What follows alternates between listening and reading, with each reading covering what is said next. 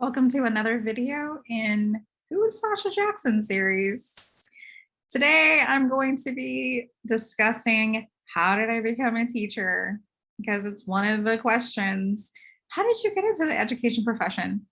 So again, with all my other videos, I have to go back to my childhood.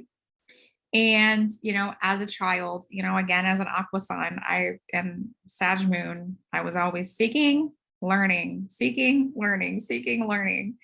And I just loved to learn things. And so I had one cousin, and at my great grandmother's house, we used to play school. And she was always the teacher, and I was always the student.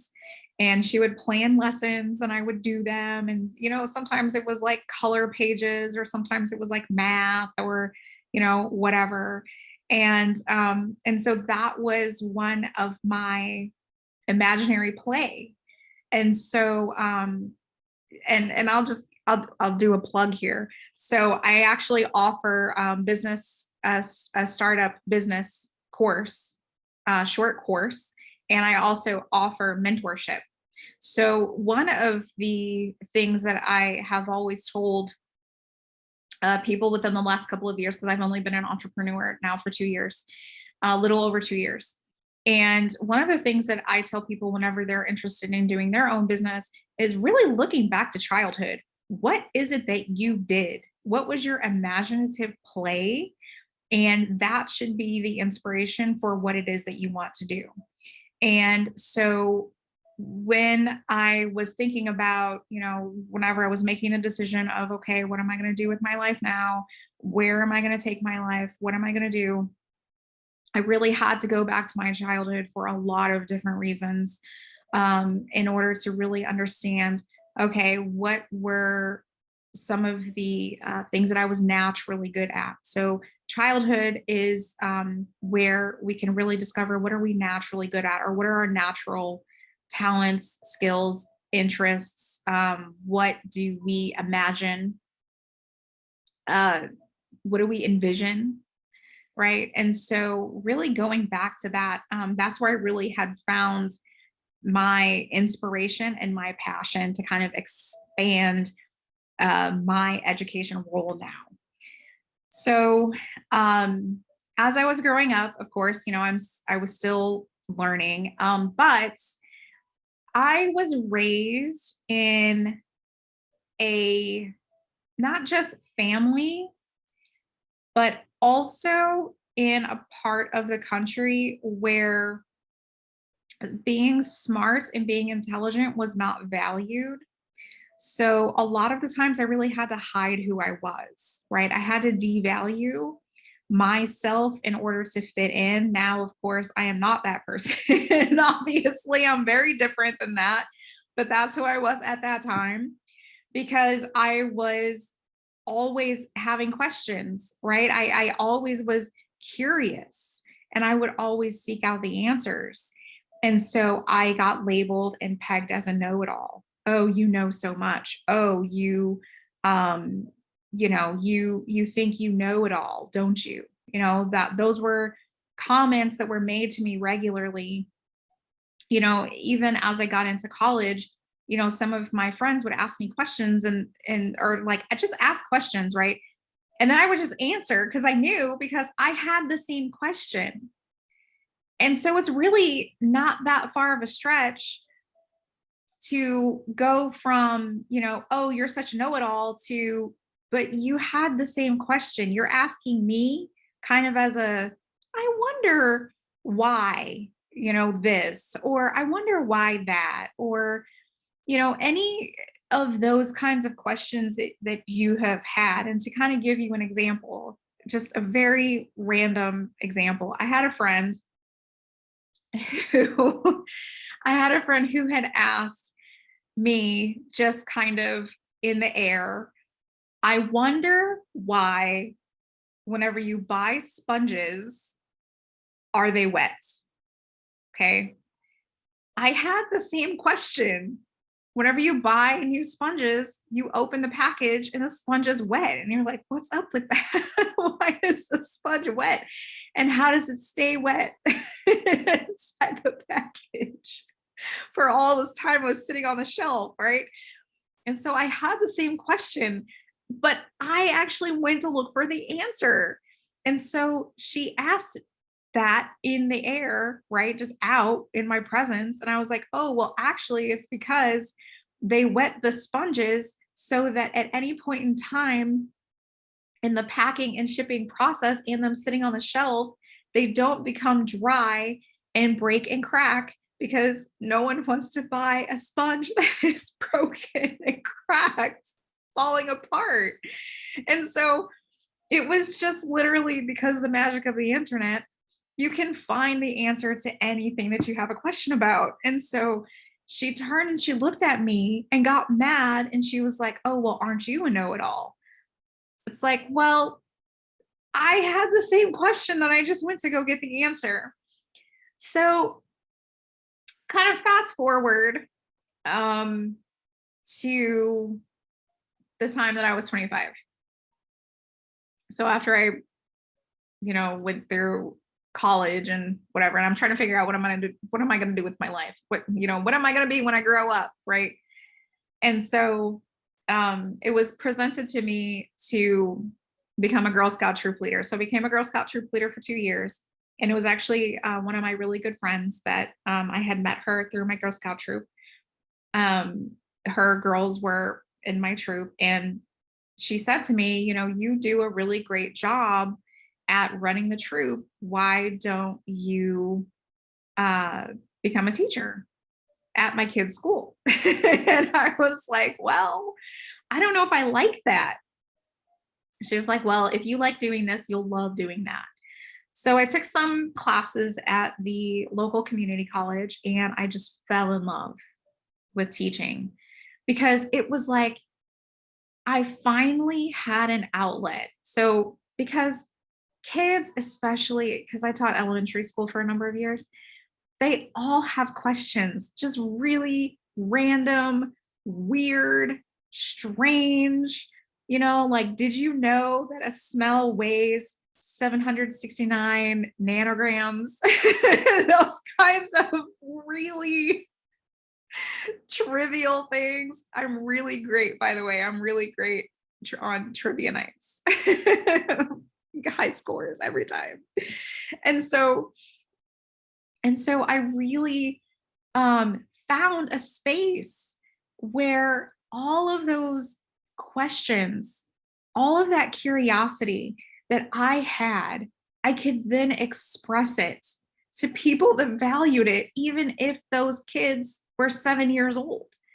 They really appreciated because they're trying to figure out their world as well, right? They have questions. And of course, if I didn't know, I would say, I don't know, but then I'd say, you know what, that's a good question. Let's figure it out. Let's find it out. And so I would teach my students how to really embrace their curiosities and then take that next step, which is where a lot of people don't. They don't take that next step to really figure out the answer to the question, right? You think a thought and then you're just like, okay, whatever, right? But then really to act on it, that's really the next step. As trivial as it is, I Google all kinds of weird things because the random things just pop into my head. And I'm just like, that's a good question. I just want to know the answer because I'm a really curious person by nature. And so I really found a place where that knowledge was really valued. And so I became a teacher at 27. And I hadn't finished my degrees yet or my teaching certification. So of course, I had to finish that process. But at the same time, the school that I was hired at, I got to start right away. And I just fell in love with it because, really inspiring others, educating others, I felt like I was really living my purpose. And so at 27, becoming a teacher, I taught first grade through fifth grade at a very small private school. So I already kind of jumped into the deep end with a wide range of experiences with lots of different students, lots of different types of students from different countries, cultures, language backgrounds, things like that. I worked in an international school. And I I really felt like I had that sense of belonging. I knew becoming an educator was going to be a huge part of my purpose in life. And what is it that I'm meant to do? How am I meant to share my gifts? My gifts are, learning, sponge, soaking up everything like a sponge. The things go in, it's like a steel trap in my brain. Things go in and they just come out at the most random times. Or if people have weird random questions, I am the resource, or I am, the answer. Now people come to me for advice, because they're like, well, stuff. And so now being a know-it-all is my job. That's part of what I do, right? It's how I show up in the world and what is an important part of my function and other people's lives. And so, again, whereas being a know-it-all was a negative thing, now being a know-it-all is really a treasured, valued part of who I am. And that is what I share with you all, is my experiences in life. And how do you move through your own life, again, based on your own happiness, your own definition of success? What is it that you're good at? What is it that inspires you, right? What are some of the things that you've always wanted to do? And how do you get to a point where you're able to do that? And so now, instead of having a small classroom, I have like the world as my classroom. And how exciting is that? Right. And so I'll do another video where I talk about being an entrepreneur and kind of being open to the entire world as my classroom, because at first I was terrifying, but now I'm just like, woohoo, I'm excited. Sign me up. It's just like my metaphor of going down a water slide. The first time you go down that 2-story water slide, you're terrified and you go down it and like you're scared, but it's kind of fun, and then you do it again and you're like, oh my gosh, this is amazing. It's kind of like that. And so, then just kind of continuing like my teaching, the evolution of me teaching. So I finished my certification from the community college. At the same time, I was working on my master's degree. I had became a parent, which is another video that I'll do, because I'm sure that there are a lot of parents out there that could use some advice and guidance. And I also offer mentorship or consultations on that as well. So if you have, especially whenever you're a child that has to do whatever it has to do with schooling, tutoring, I don't do tutoring anymore, but if you have questions, things like that, if you need resources, I'm available for a one-to-one consultation. And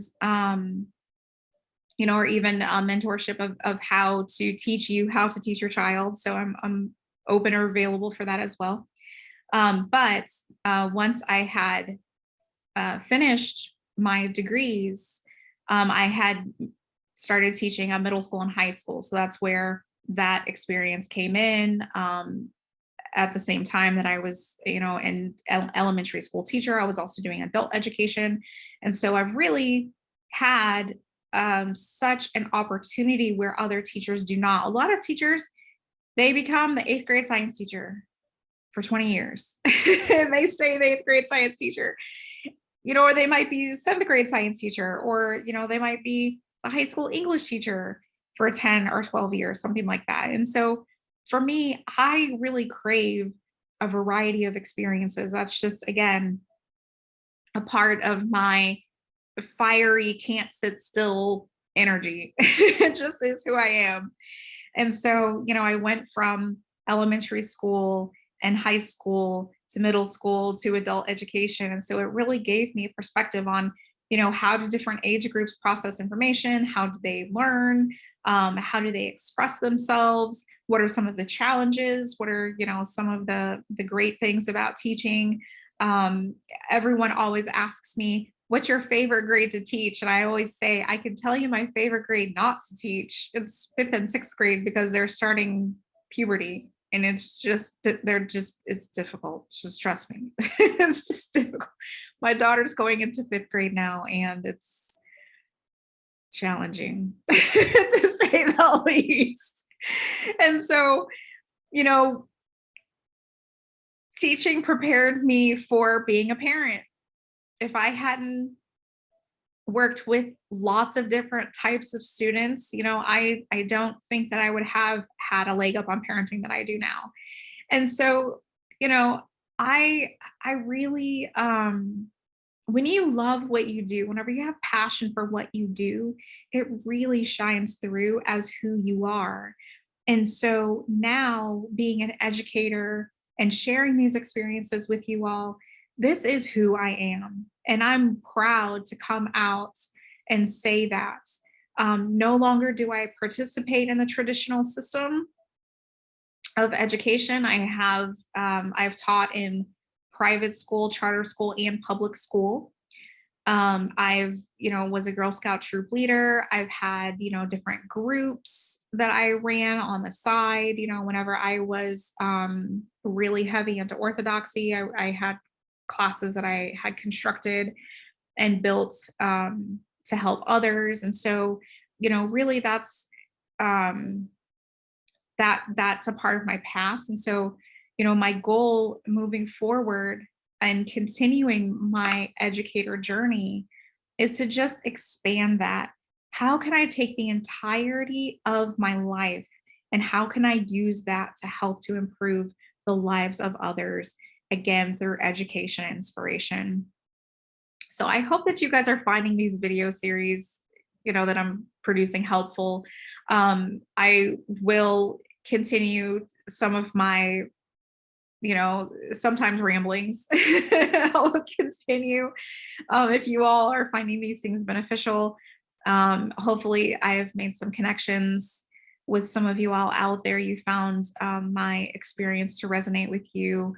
And if you are interested in booking a consultation, please do so from my website, naturallyinspiredmedia.com. I look forward to continuing this journey with you, and take care.